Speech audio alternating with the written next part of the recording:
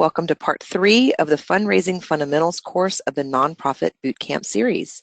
Today's lesson will focus on building effective grant strategy for your organization. Our presenter today is Diana Abalera.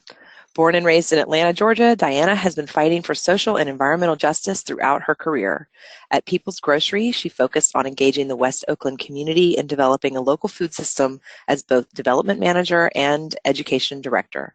As Chief Operating Officer at the Community Alliance with Family Farmers, she oversaw farm-to-market programs and staff in 5 regions throughout California and created systems across finance, development, and programs. Abalera is a former co-chair and currently serves on the Finance Committee of FACES, the Filipino-American Coalition for Environmental Solidarity. After a 14-year career working in nonprofits, she founded Abalera Consulting because she loves building fundraising capacity, improving finances, and increasing resources for impactful community-based organizations throughout the country. Thank you so much, Diana, for being our trainer for this series, and you can take it away. Great. Thank you, Susan, and welcome back, everyone. Today we're going to delve into how to research, cultivate, and apply to grants. We'll look at elements and templates of a winning proposal, and you'll get my secrets here as a professional grant writer. I'll share a lot of tips and strategies for both foundation and government grants, and hopefully you'll leave with some prospects to research, new resources, and fresh ideas for your grant strategy. So let's start with a quick overview of foundations, which are charitable entities that are legally required to give away 5% of their assets. It's good to know a little more about what type of foundation your prospect is and how it gets its money to better understand their priorities and structures. So public foundations are grant-making public charities that raise money through the community and give it out to charitable causes. So your community foundations and United Ways, among others. They tend to give to multiple issue areas, and they often administer donor-advised funds, which means they manage giving for individuals. These foundations are great sources of funding for new programs and organizations, as there's over 700 community foundations in the US, and they tend to give to their local geographies. As for private foundations, this includes family foundations, independent foundations, and corporate foundations. Their funds come primarily from a single source, like an endowment or a corporate entity. They range from small local family foundations in your backyard to larger institutional type funders like the Bill and Melinda Gates Foundation or the W.K. Kellogg Foundation. Now, these groups tend to be more issue focused, wanting to advance particular areas of interest like the environment or health. A note about corporate foundations: they get their funding from their parent company, like the Whole Kids Foundation gets their funding from Whole Foods Market or the Wells Fargo Foundation. Now, they're separate entities from the parent corporation, and like other foundations, they must give away 5% of their assets. But the amounts available to give may expand or contract annually depending on the profitability of the corporation. Corporate giving, on the other hand, which is that 5% of the pie there, comes directly from the business through mechanisms like direct giving programs, marketing efforts, corporate social responsibility programs, employee matching gifts, event sponsorships, and in-kind donations. Since they're not required to give, nor are they required to disclose their finances to the public, it can be hard for those of us seeking funds to realistically assess opportunities. So when you're cultivating a foundation, you're building a partnership in meeting a shared goal. Strong programs can and do attract foundations with cold applications, but more often it's really a long-term relationship building effort that can take a year or more to develop. So you're looking at cultivating foundation staff and trustees, which looks a lot like what we discussed last week with Amy in the individual donors webinar. But foundation relationships can last 3 to 5 years or even longer, as long as your work aligns with their strategic initiatives. So there are foundations that support food systems and sustainable agriculture as a program area. But we all know that the work that we do lies at the intersection of many different problems and involves many different strategies for addressing them. So it's good to take a broad approach in your search for foundations. So here's some examples of different buckets of work that foundations may fund and some of the major funders in each program area. Small family foundations tend to be interested in these areas generally, but they don't necessarily get hands-on in advancing goals. Institutional funders, the larger independent or family foundations, tend to be more focused and sometimes even narrow in their approach, and are major players in working towards a goal or realizing changes in society. So these funders, like the ones here, think strategically about their theories of change and align themselves with organizations that can help them achieve their shared goals. So how do you find these prospects? There's over 86,000 foundations that give away around $60 billion to organizations and individuals in the US. The first step in finding grants is one of the most important: thorough research. The Foundation Center is one of the best resources out there for understanding the trends and opportunities in the foundation world. The Foundation Directory online is a great tool. It's a comprehensive searchable database designed just for grant seekers. So you can jump on and search for sustainable agriculture in Georgia, and the directory will pull up 42 grant-making organizations that gave to sustainable agriculture efforts in Georgia, including the funder's name, where they're based, how many grants they gave, for how much, and so much more. So it's a great comprehensive tool that you can access for free at one of 400 libraries across the country, or at the Foundation Center offices, or you can purchase a subscription for your organization. Now keep in mind that 60% of the foundations on the database don't have their own website, so having this database cull all this information for you is really, really valuable. Now, other ways to get prospects: check out your partners and other similar organizations' funders. They're likely listed on their website and on event brochures. In addition, ask your current funders, both your donors and your foundations, as well as those who reject you and reject your proposals. They generally know the other players in their space and are sometimes willing to give you leads and even make introductions, because they want to see you succeed. They want to see you leverage their grant to get more money. And the Sustainable Ag and Food Systems Funders is a national network of exactly what it sounds like. So you can Google them and find a list of their members online, which is a major hint to point you in the right direction. So as you're doing your research, you have to determine which foundations are the right fit for your organization.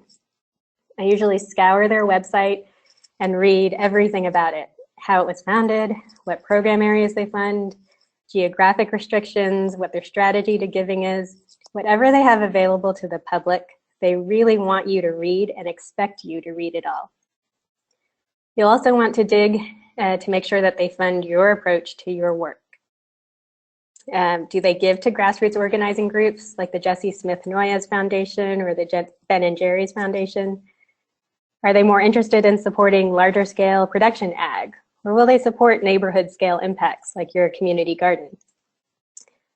So one of the best clues as to whether or not a funder may be likely to give to your organization is to see their other grantees.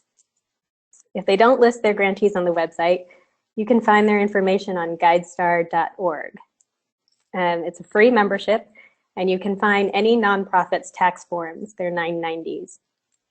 For foundations, this form includes all the grants and contributions paid, to whom, where their grantees are located, and their amounts, so you can really get a sense of what they're interested in. You'll also want to look at how much they gave overall. If total grants are less than $50,000 and they only give to 3 or 4 organizations, it may be hard to crack that foundation. So as you gather a long list of potential funders, you'll need to whittle down your lists to viable prospects and a number that you can realistically pursue. I asked other professional grant writers about how they track their research, and everyone said the same thing. Detailed spreadsheets with copious notes, ranking systems, and color coding, something similar to the one I've shown you here, which is a Google spreadsheet I use with an arts client. I recommend taking tons of notes on why a foundation is or is not a fit, because it makes it easier in the future when you're trying to find new opportunities to know what you've already looked into. Now, this is separate from your CRM, your donor database, because you really just want to fill your CRM with your actual prospects, not clutter it with research of non-leads. So you'll rank each prospect based on how aligned they are with your work and your likelihood of getting funds. So here, the green prospects are those that I recommend the organization definitely apply to. The gray are unlikely to give, and the yellow are worth trying to cultivate more to apply to them in the following year. So make sure you have a cultivation strategy for all your greens and yellows and put those action items into your CRM. As far as cultivating funders, I highly recommend trying to talk with, send an email to, meet with, or in any way get in touch with someone from the foundation before submitting a proposal cold. You're much more likely to receive funds if you can make a connection with someone before you spend time on writing a proposal. And start by making sure the foundation contacts are aware of your organization. So add them to your mailing lists. You may even want to personalize a cover letter to them to say they were added due to their interest in food systems work. Please feel free to reach out to me if you have any questions.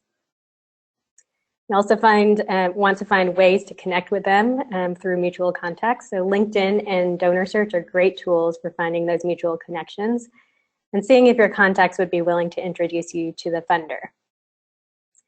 You'll definitely want to invite them to any events that show off your work, or even just make a cold call and try to talk to them about your organization by asking them a question. Now, there's a balance between being persistent and stalking, right? So if you get the message that your work isn't a fit, then you should probably stop harassing the person and move on. When you get to the point of feeling ready to submit a formal proposal, you've done your proper research, you found a good fit, and you've made a little bit of contact, you'll want to have solid language for crafting the perfect proposal for your targeted foundation. So the best approach is to create one masterful, detailed narrative, one that has template language for your organization and for each of its programs, not geared for any particular funder. Ideally, you'll be able to shop this proposal around, and as you have conversations with prospects, some may even be willing to accept what you have as written without much editing. But you can also recycle this language over and over again, tailoring it for each particular funder as you go. Just make sure to clearly understand what they are particularly interested in and how your work aligns with theirs. If the connection seems obvious to you, spell it out for them. With the Community Alliance with Family Farmers, I had one version of the same proposal that I used for health funders, another for environment foundations, and yet another for those interested in local economic development. So finally, you want to make sure you keep the focus on the needs of your target audience, not about your organization's needs. Funders want to know how supporting you will help improve nutrition in your community or reduce greenhouse gases, for example. They don't want to know how your funding will help you increase your outreach efforts or hire a communications director. You're going to want to include those activities in your work plan, but your language should really focus on the end results of your work. So here are some of the standard elements that most foundations want to know about, which are coincidentally elements of your strategic plan. You'll want a letter of intent version, which is typically 2 to 3 pages, and a full proposal, which is probably 10 or more pages. This is a great activity for your slower periods and planning time, which for me is typically in the summer. Now there's 2 items here on the right that you rarely see in question form from the funder. But these are critical selling points for your organization: your unique value proposition and your theory of change. These items essentially answer the core questions. What is the need your organization serves? How do you address it? And why is your organization the best at meeting that need? Even if a foundation doesn't ask you for these items in your proposal, it's great to slide this language in somewhere, as this will really help set you apart from other organizations. Okay, so now we're getting into the meat of your proposal, your organization or program description. I'm sharing with you a template that I've adapted from Kaiser Permanente's Community Benefits Program, which, by the way, is a really great partner in food systems work at many different levels at the local, state, and national level. So this is one of the handouts, which you can go ahead and open. You'll find it's called Project Work Plan Grant Template. And that handout has this description as well as some examples on the next page. So I wanted to review program goals, objectives, activities, and outcomes, because this is where a lot of grant writers get confused about what the funder is looking for. This is how I think of them, and it's generally reigned true for most funders, although you do have to make sure that your particular funder follows the same thinking, and you always want to follow their instructions. So we'll start with a goal at the top. Now, the goal is a long-term change or impact that you want to accomplish if this project were successfully implemented and scalable. So what are you trying to do to change in your community or even in the world? You're going to think big here, your big, hairy, audacious goals. I tend to go with what's not really achievable in the project period. If you're a youth development organization, your overall goal might be something like to grow the next generation of leaders in the food justice movement. I would usually limit it to one major goal, 2 at the very most. And you can see the examples on page 2 as well. Moving down, skipping down to the objectives on the left. These are the short-term impacts your program can achieve towards your overall project goal. So these are quantifiable and they occur during the grant period. What are the different achievable components of change that your project will address to make the overall project successful? So in a farm-to-school program, for example, you need to work in the cafeteria, classroom, and community. So you'd probably have an objective for each of those separate but related areas. Holding a workshop is not an objective. It's an activity that helps you increase knowledge for your audience, which is what your objective should be centered on. The activities next to it are actions you'll take to build towards each objective. Each objective should have a set of activities, at least 3, which include establishing a baseline, conducting the intervention and all the different pieces that go with that, and evaluating the results. I'm going to skip over to the outcome, the expected outcomes and evaluation methods. These are the most important parts. This is where you'll want to talk about numbers, but not numbers of what you did or who you reached, but what has actually changed as a result of your intervention. For example, 75% of participating youth expressed increased confidence in knowledge of their role in food systems. You'll measure the change by issuing pre and post surveys. So you want to make sure that your outcomes are measurable by the evaluation tools that you're using. So once you've filled out this chart, you can easily turn these elements into a narrative that flows. You may even want to submit this chart as is, even if the funder doesn't ask for it specifically.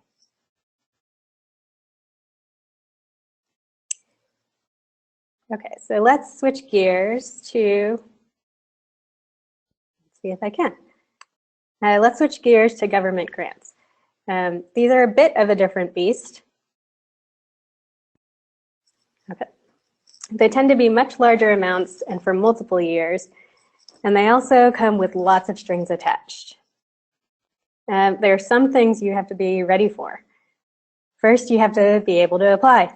I've sadly seen some organizations spend dozens of hours putting together a large USDA application, and then at the last minute they realized they didn't have a DUNS number or SAMS number, which are registrations needed to apply to some federal grants. And they ended up not being able to get it in time and being able to submit their hard work. There's a lot of administrative paperwork that you need to even be eligible. So go over all the requirements and make sure you have everything in place before you spend time on the application. Cash flow is a really big concern. Most government grants, although not all, like the USDA Farm to School program, are paid on a reimbursement basis, meaning you have to spend the money and then invoice for your expenses quarterly. This means that you must be able to front the costs for your project, which not all organizations are able to do, especially when you're talking about 5 or even 6-figure invoices. You should also have good systems in place for tracking both restricted funds, which is usually part of your accounting software, and the program deliverables, as many government programs audit both. The government really wants to see numbers reached and quantifiable impact, so it's good to have strong systems in place to track your results. Finally, I'll add a note that organizations that rely on government grants really ebb and flow based on success rates. In good years, they hire both program and admin staff to keep up with the extra work required of the grants, but then it's difficult to sustain that level of funding when the grants close. Since government contracts are not guaranteed or even likely to renew, you should really think about how to answer the sustainability question truthfully in your applications and embed those efforts into your work plan. Finally, I'll add a note that organizations that rely on government, move forward. As for where to look for government grants, there are tons. You can search for them on grants.gov or on Foundation Directory online, but I find that to be an unwieldy process. Many that may align with your work are from the USDA. So Jeff, if you can pull up that handout. I've attached a few handouts so you can see specific grants programs available from the different departments. So looking at the one called USDA Grants and Loans that support farm to school activities, I'll point out a few of my favorites for community-based food systems, which are mostly under the nonprofit organization column in the middle. Farmers Market Promotion Program, Local Food Promotion Program. It's all about promoting and marketing local food and was just released and is due on May 7th. In fact, the webinar is next week at the same time, so you can continue through your webinar series straight through to the next relevant one. USDA Farm to School is a highly competitive grant program just because it's a smaller funded program than the others.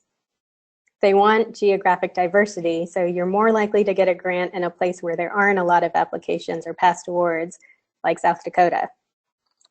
They love creative approaches like working with local fish or bison, for example.